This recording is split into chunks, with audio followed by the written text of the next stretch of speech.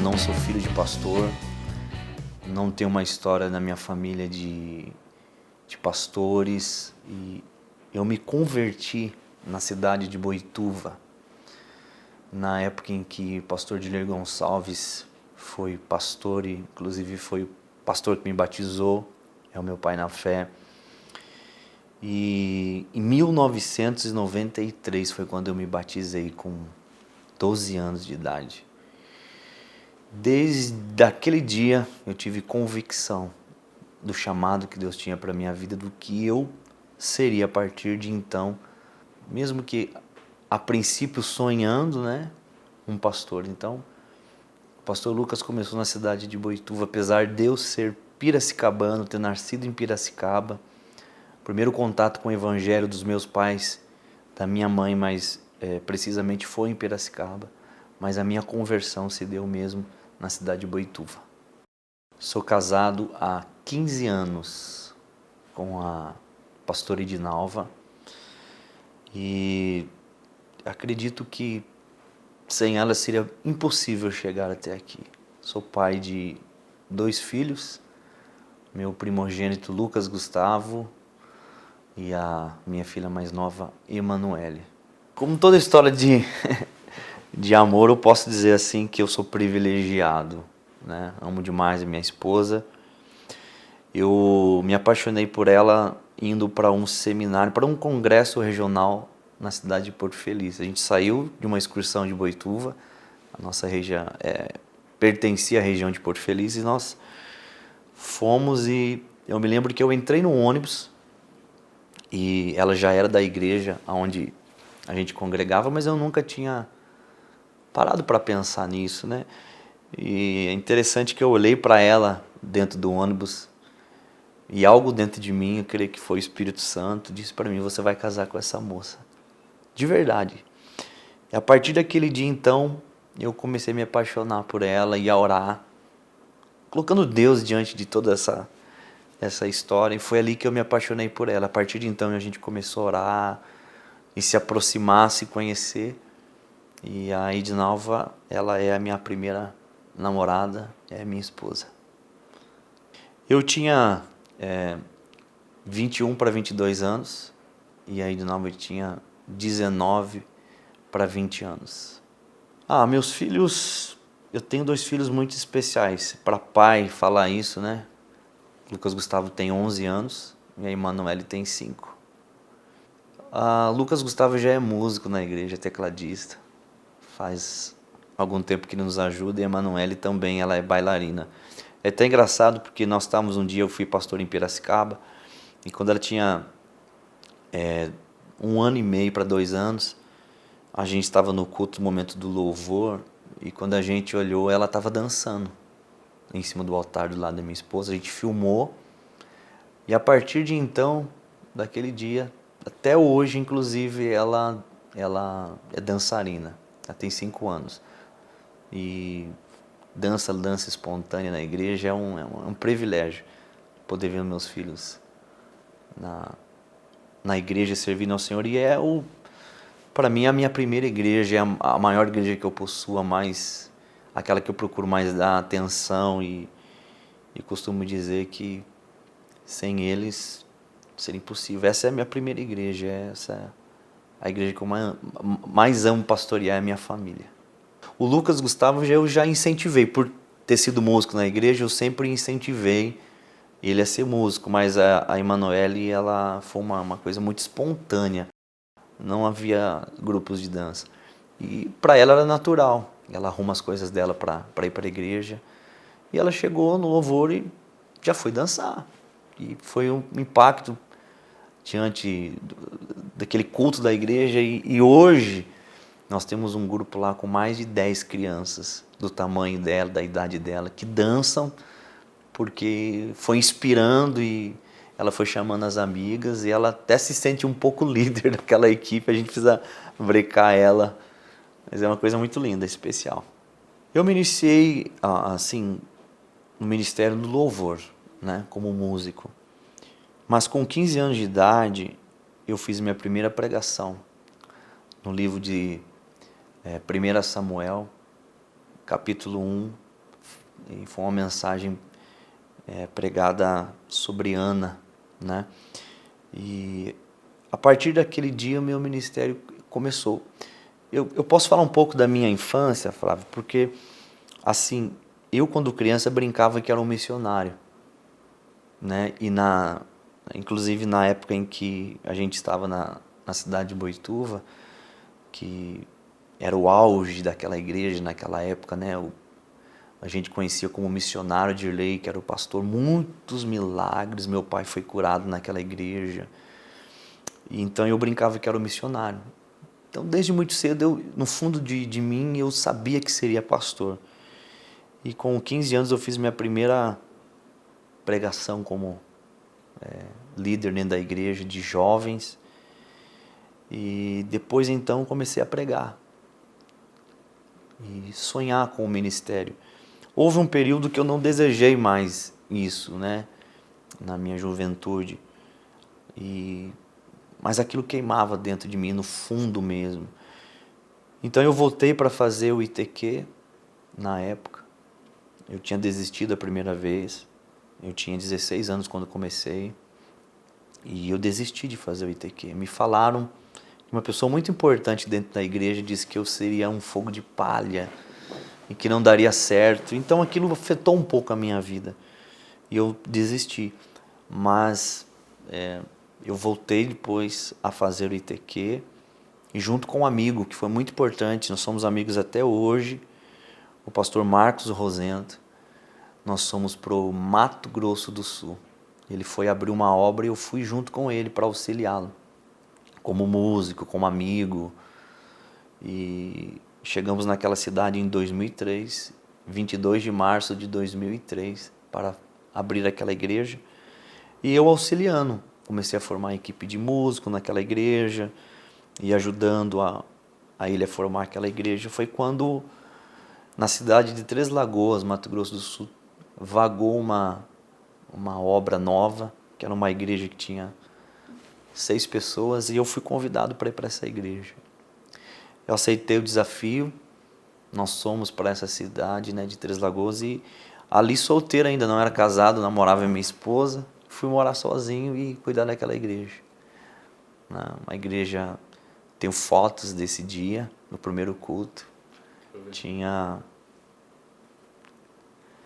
5 pessoas no culto, naquele dia, e Deus deu uma palavra sobre que aquele vale se tornaria um grande exército, né? A primeira arrecadação daquela igreja foi R$30. Eu pagava R$180 de aluguel. E eu me lembro que eu fui na casa do superintendente e falei, pastor, já tenho um pouco de dinheiro para pagar o aluguel.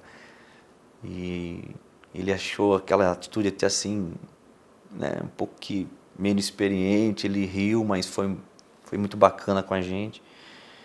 E ali a gente começou o ministério. Eu me lembro que assim, eu tive que aprender a cozinhar, não sabia, não sou um bom cozinheiro até hoje, mas ali na cidade de Três Lagoas eu morei sozinho, eu tinha uma televisão, um colchão, né? Uma televisão, inclusive foi o pastor Marcos que me deu quando eu saí de Brasilândia. E é o que a gente tinha, uma geladeira, um fogãozinho e uma cama. E uma coisa eu conto quando prego sobre casamento é que eu enchia a sala de fotos da minha esposa, não tinha lugares para pôr, então eu enchia no chão, parecia aqueles lugares e inspirador, e faria tudo de novo. Foi um tempo maravilhoso na minha vida. Eu comecei a igreja existe até hoje, essa igreja funciona. Depois nós casamos, minha esposa foi para lá, mas onde começou tudo foi na cidade de Brasilândia. De Brasilândia como auxiliar e como pastor titular em Três Lagoas. Estavam presentes eu, uma irmã chamada Mary, né? Um irmão chamado José, um irmão chamado Diego, e o Paim e a Natiele, que era filha do casal, que estavam presentes nessa reunião. E é engraçado que a primeira Santa Ceia, pastor, que nós fomos servir, choveu muito, mas muito, muito, muito. E eu fui buscar todos os irmãos em casa. Falei, hoje eu sirvo ceia de qualquer jeito. E acabou a energia, acendemos umas velas lá.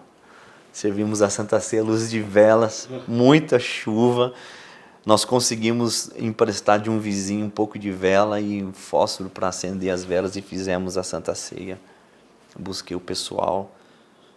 E ali foi o início do nosso ministério, na cidade de Brasilândia como auxiliar e na cidade de Três Lagoas como pastor titular. Muitos superintendentes que vão passar por aqui têm uma história maravilhosa. A minha ainda está só no início, mas tem muitas coisas boas. A superintendência de Pindamonhangaba foi um dos maiores desafios e eu confesso para você que no fundo do meu coração eu nunca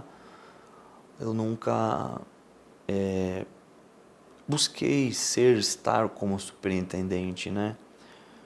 Pelo contrário, a minha vida sempre foi voltada para focar em aquilo que Deus queria de mim, no sentido de como pastor, mas dentro do ministério eu não almejei ser um superintendente de verdade. Agradeço muito ao pastor Mário de Oliveira por dar essa oportunidade de estar como superintendente, ao pastor Toninho, nosso presidente estadual. Mas foi um desafio muito grande, surgiu assim no momento que eu tive que tomar a decisão de mudar de cidade, de assumir a superintendência, e foi um desafio. Me sinto muito honrado em estar como superintendente. E nós chegamos ali em Pindamonhangaba faz 8 meses. Uma das coisas mais marcantes nos últimos dias foi que nós tivemos um projeto regional e batizamos 408 pessoas na região. Isso nunca havia acontecido. Foi um projeto do Conselho Nacional junto com o Trilho Crescimento. O pastor Léo esteve lá.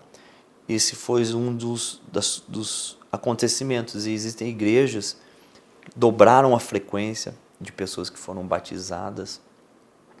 Por esses dias também nós estamos inaugurando mais uma igreja, se Deus quiser, na nossa região.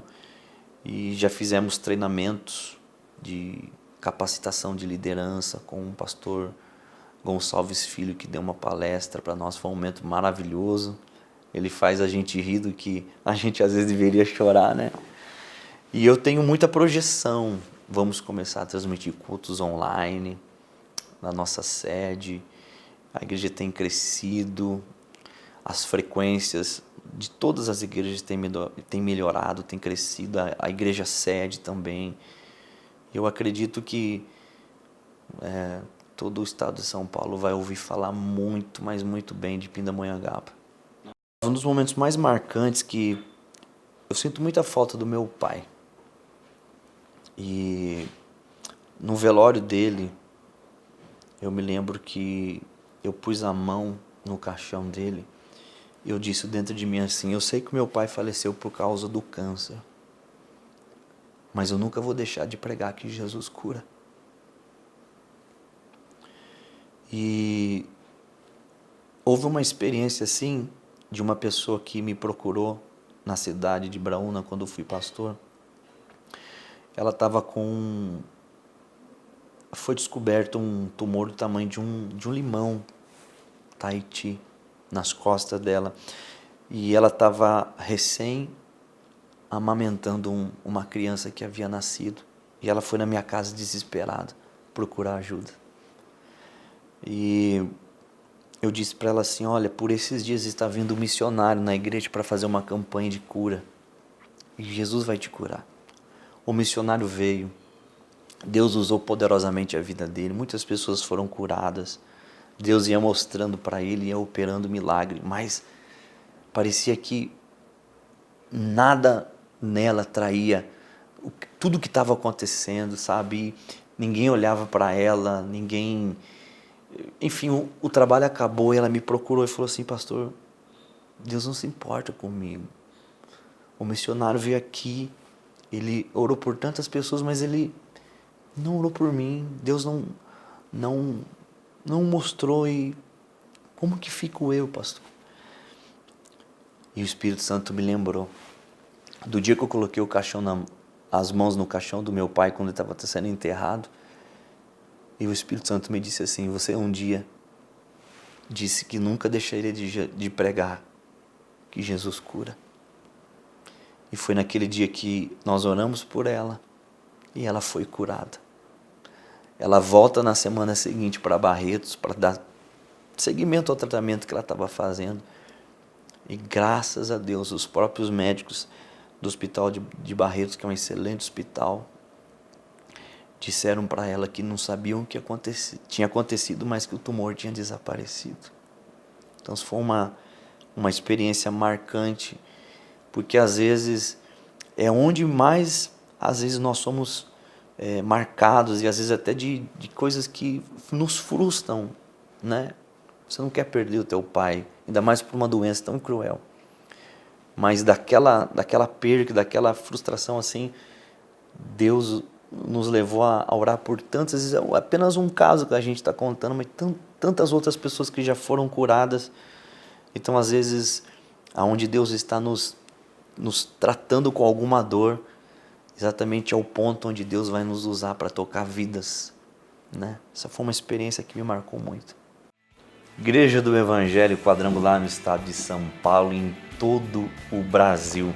Eu quero compartilhar com você o que Deus nos falou através do profeta Abacuque. Aviva, Senhor, a sua obra no decorrer dos tempos, dos anos. Este é o tempo, eu não tenho dúvida de que Deus está avivando a sua obra. Este é o tempo que Deus está avivando a nossa nação. E eu não tenho dúvida que a Igreja do Evangelho Quadrangular é uma igreja escolhida para sacudir o Brasil. Nós já avivamos essa nação e vamos avivá-la de novo. E eu convoco você para vestir a camisa do Evangelho Quadrangular e começarmos a gritar bem alto e bom som que Jesus Cristo salva, que Jesus Cristo batiza no Espírito Santo, cura e breve voltará. E você faz parte disso. Arregace as mangas, trabalhe ao lado do teu pastor, da tua célula, da tua região e vamos ganhar o Brasil para Jesus, porque eu tenho certeza que este é o tempo que Ele escolheu. Deus te abençoe. Conhecemos a história do reverendo Lucas Antunes, superintendente da região de Pindamonhangaba, que tem dedicado sua vida ao Evangelho e à mensagem do Evangelho Quadrangular. No próximo Minha Vida, Minha História, conheceremos a história do superintendente e conselheiro estadual, reverendo Walter de Souza. Continue conosco, se inscreva em nosso canal, deixe seu like, ative as notificações e fique por dentro das novidades da Igreja do Evangelho Quadrangular, a sua igreja.